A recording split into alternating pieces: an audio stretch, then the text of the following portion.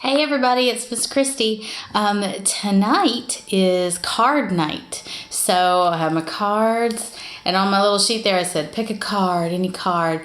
And I wish I could show you some magic trick, but I am no good at those. So anyway, if you want to just tell me for your bonus prize this week, instead of dressing up or something like that, you can just tell me what your favorite card game is, okay? Or if you have a favorite card that you like to play with, like maybe you like the Ace of Diamonds or whatever. So you can tell me either one of those things and get some extra bonus points for this week.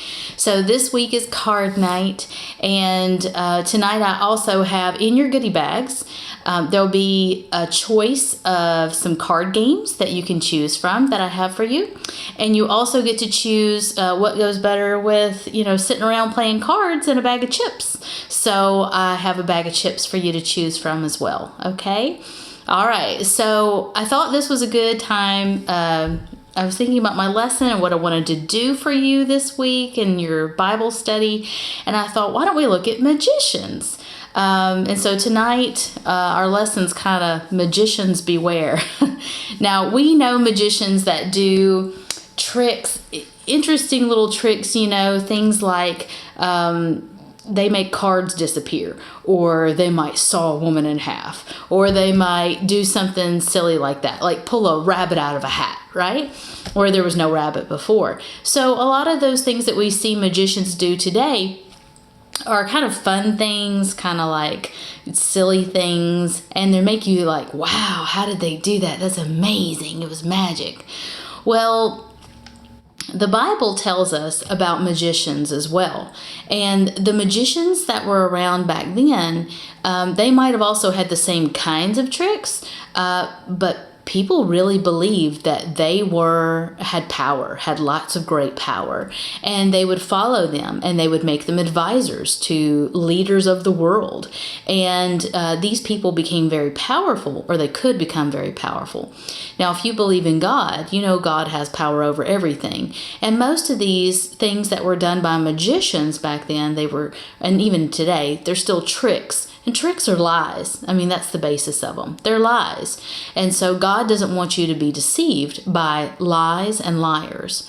And so I found this verse from Leviticus 19:31, and it says, "Regard them not that have familiar spirits, neither seek after wizards," or magicians could be another word for that, "neither seek after wizards to be defiled by them, to be ruined by them, to believe in them falsely." Okay, that's what that means. It says, "I am the Lord your God." So we know that God is all powerful and can do all things. Now, sometimes people would say that, I haven't heard anybody say this, but it could be that people think, oh, well, Jesus is a magician. He's doing these miracles out there. But remember, Jesus was the Son of God, and he actually had the power to do those things, like turn water into wine and to make dead people walk again.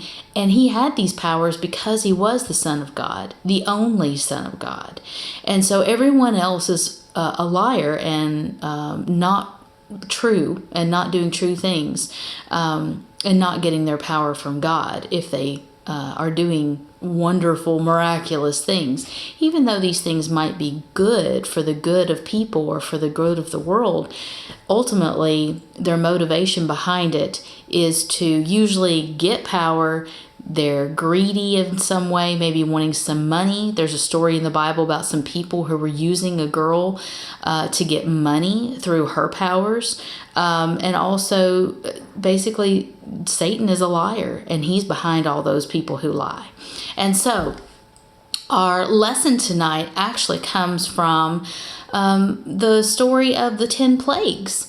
And so, I'm going to start that, and we're going to be in Exodus tonight if you want to look it up with me.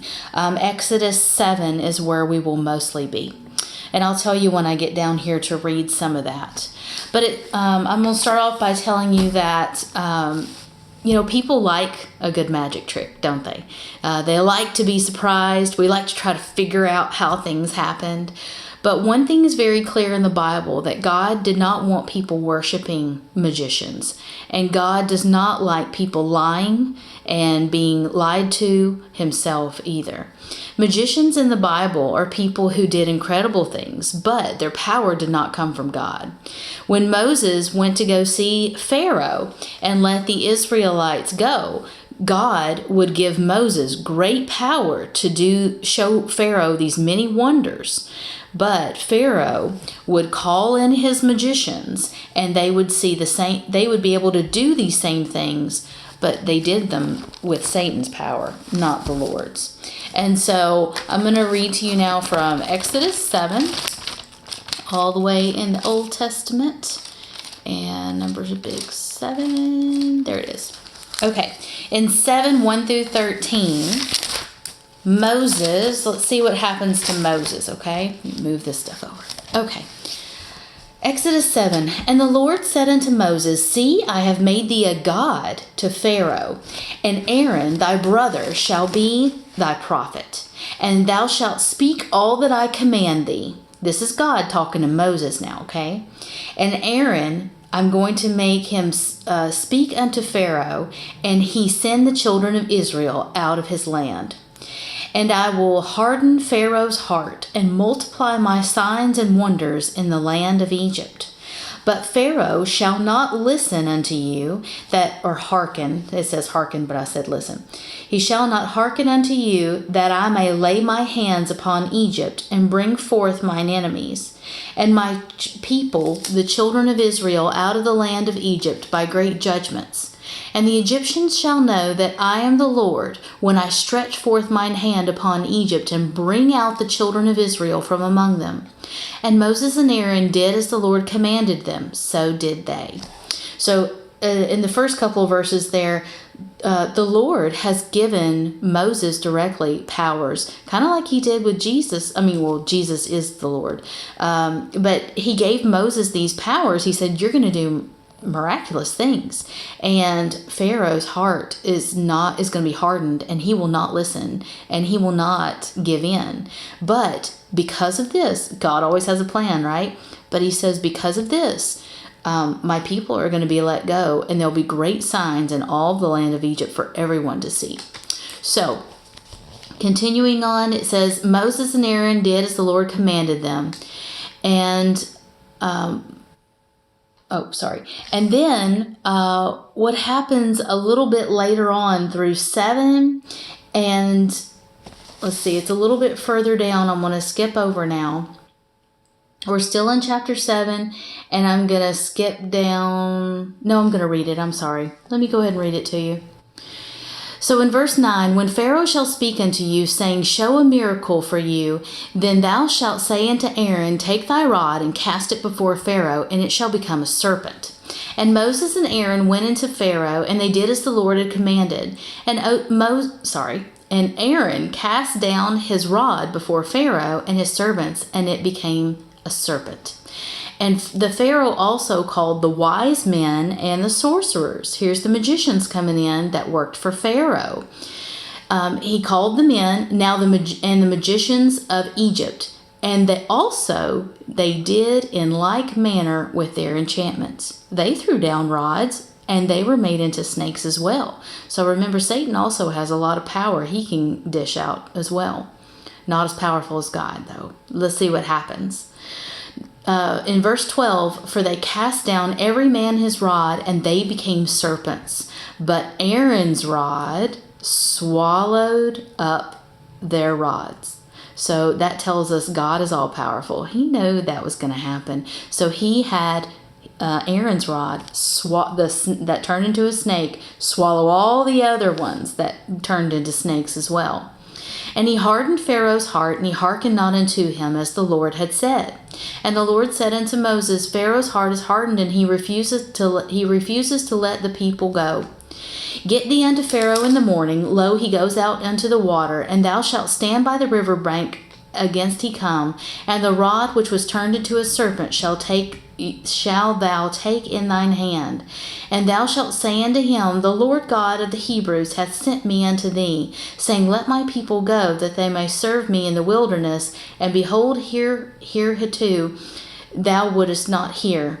And said the Lord, In this thou shalt know that I am the Lord. Behold, I will smite with the rod that is in thine hand upon the waters which are in the river, and thou shalt be turned to blood. And the fish that is in the river shall die, and the river shall stink, and the Egyptians shall loathe to drink the water of the river. And the Lord spake unto Moses, and said unto Aaron, Take the rod, stretch out thine hand upon the waters of Egypt, upon their streams, upon the rivers, and upon the ponds, and upon all their pools of water, that they may become blood. And that there may be blood throughout all the land of Egypt, both in the vessels of wood and in the vessels of stone. So not only was it going to be the water turns to blood that's in the water in the streams, but also anything in a container that the Egyptians have. And Moses and Aaron did so as the Lord commanded, and he lifted up the rod, and he smote the waters that were in the river, and in the sight of Pharaoh, and in the sight of the servants, and in all the waters that were in the river, and turned to blood. And the fish that was in the river died, and the river stank, and the Egyptians could not drink the water of the river, and there was blood throughout all the land of Egypt. And the magicians of Egypt did so with their enchantments. And Pharaoh's heart was hardened, neither did he hearken unto them, as the Lord had said.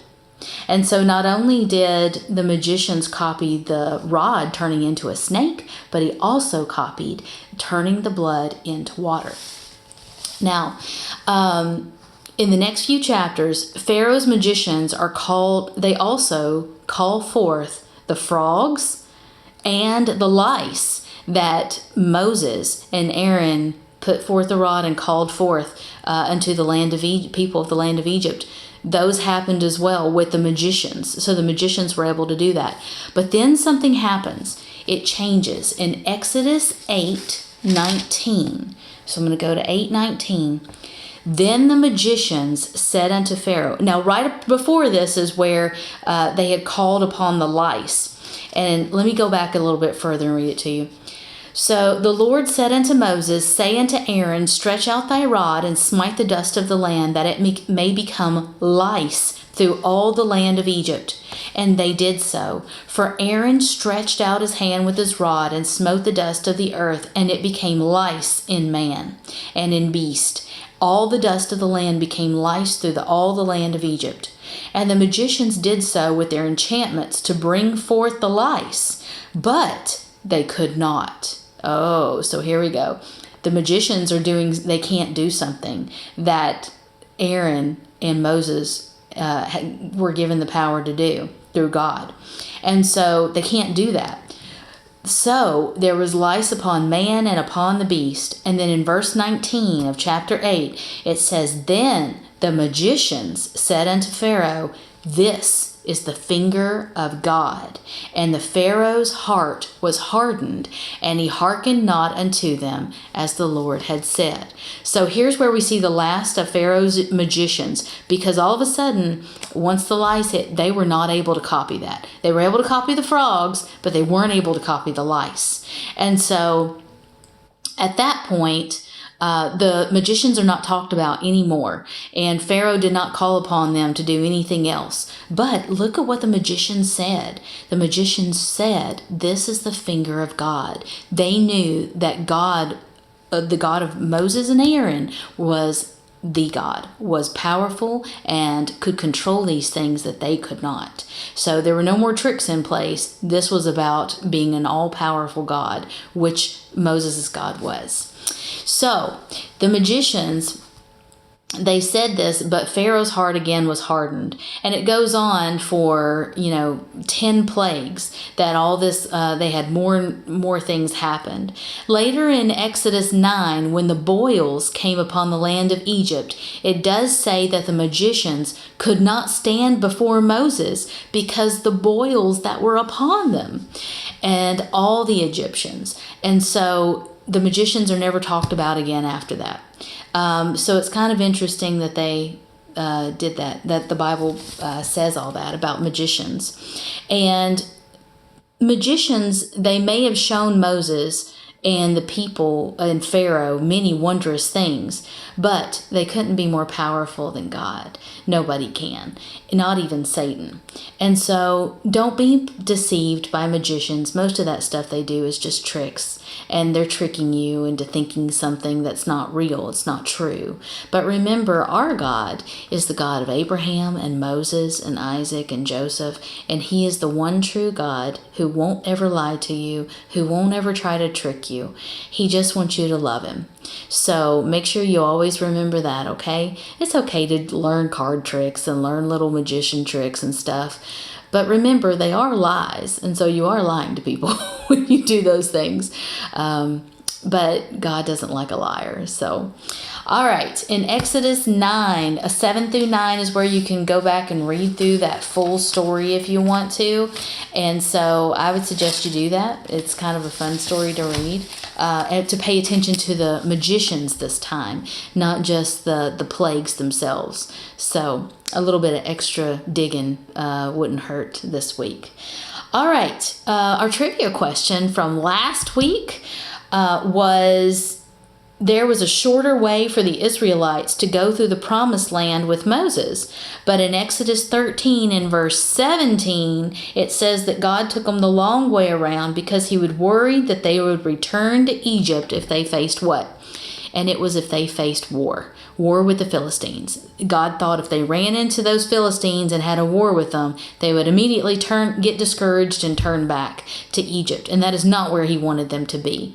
So that's not what they did. They went the long way around through the wilderness. Okay, so that was last week's trivia, and this week's trivia you can find in Exodus 9, what we just read, part of our story that we just read. So Exodus 9, it says, "What did the Lord tell Moses to sprinkle toward heaven in the sight of Pharaoh that would become boils upon man and beast in Egypt?"